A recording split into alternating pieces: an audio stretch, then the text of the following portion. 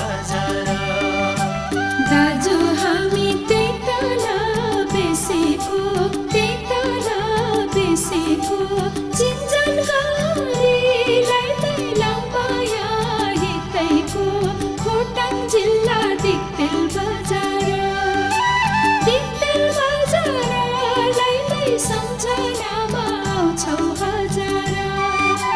दिक्तेल बजारलाई सम्झनामा आउँछौ